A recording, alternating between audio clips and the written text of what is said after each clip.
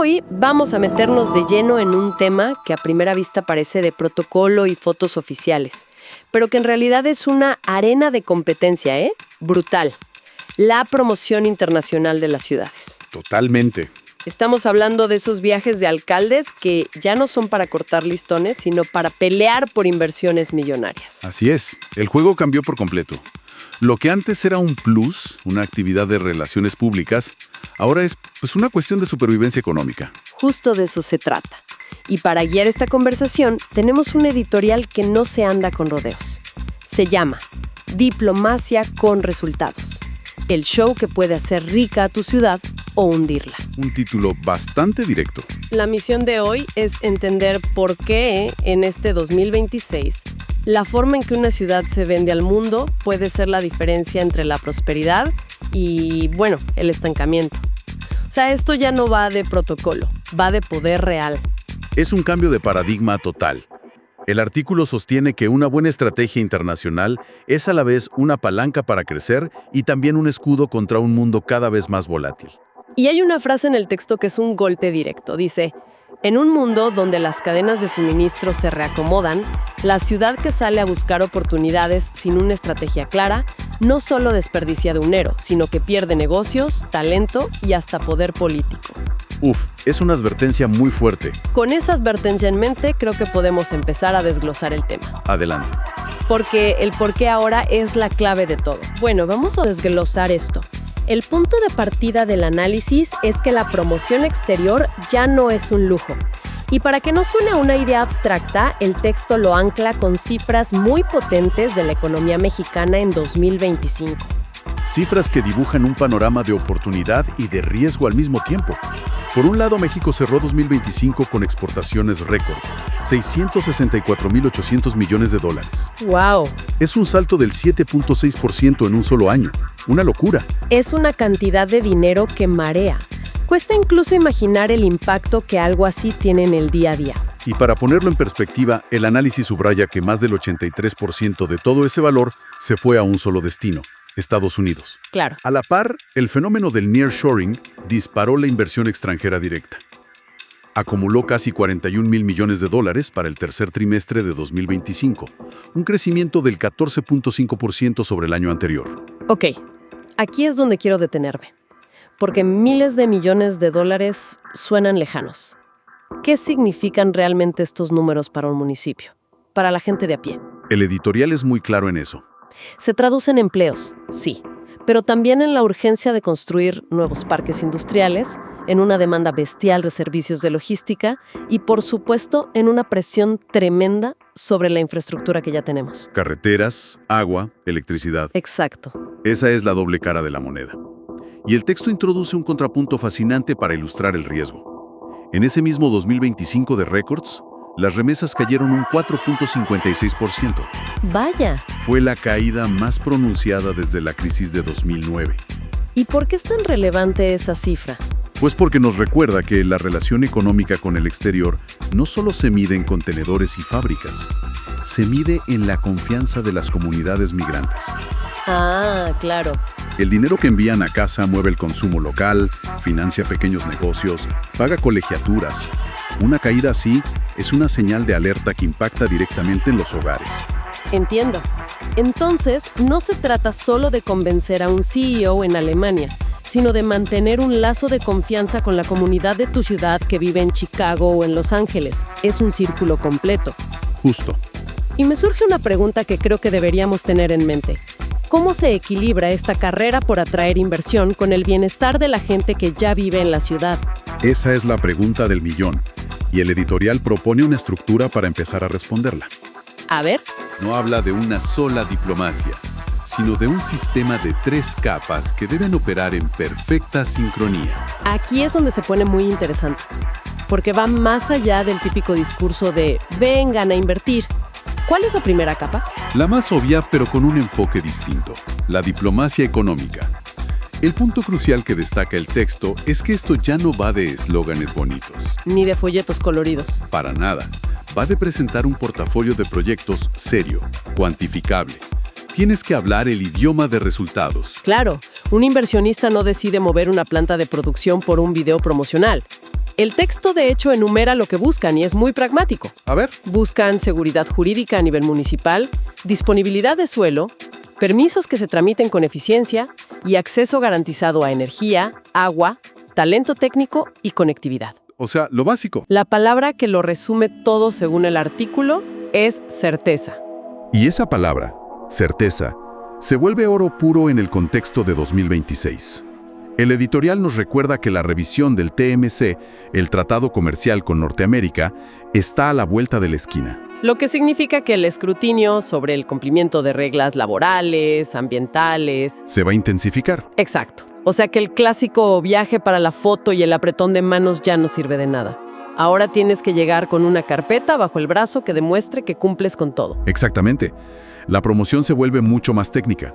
Y eso exige, como dice el texto, alianzas con cámaras empresariales, con clústeres, con universidades. Es un trabajo de equipo. El alcalde no puede ir solo. De acuerdo. Esa es la base. Tener la casa en orden, los números claros, certeza económica. Pero me cuesta creer que un CEO decida invertir miles de millones solo por unos permisos eficientes. Suena muy transaccional, muy frío. Debe haber algo más. Justo ahí entra el segundo pilar, al que el editorial llama el acelerador silencioso de la diplomacia económica. ¿Y ese es? La diplomacia cultural. Ok, diplomacia cultural. Suena bien en teoría, pero seamos honestos, ¿realmente un festival de cine convence a una empresa de semiconductores para que construya una planta? Suena un poco blando. Es una objeción muy válida, y el texto la aborda de frente. La lógica no es que el festival convenza al inversionista directamente. Entonces, ¿cómo funciona? Es que la cultura genera confianza. Y la confianza es un mitigador de riesgo. Un festival internacional exitoso, un museo de clase mundial o una escena gastronómica vibrante envían un mensaje muy poderoso. ¿Qué mensaje? El mensaje de que la ciudad es estable, organizada, segura y que tiene cohesión social. Que es un lugar donde un expatriado de alto nivel querría vivir con su familia. Entiendo. La cultura deja de ser decoración y se convierte en una garantía para la inversión. Y esto es clave cuando miras más allá de Norteamérica. Para socios en Europa o África, la cooperación cultural suele ser la primera puerta que se abre. Ya veo. O sea, la cultura es como una forma de decir somos un socio confiable y sofisticado sin tener que ponerlo en un PowerPoint. Precisamente. Primero construyes el puente de la confianza y luego, por ese puente, cruza la inversión. Es una cadena de valor. Entendido. Entonces tenemos la diplomacia económica basada en la certeza y la cultural basada en la confianza. Me falta el dónde. ¿Cómo se conecta todo esto al espacio físico, a la ciudad misma? Esa es la pieza que une todo. El tercer pilar, la diplomacia territorial. El artículo la define como la combinación de la marca ciudad, La narrativa que cuentas. con la infraestructura real que la respalda y una historia convincente de transformación. Entonces no es solo tener un plan y una buena historia, es tener el ladrillo y el cemento para demostrarlo. Exacto.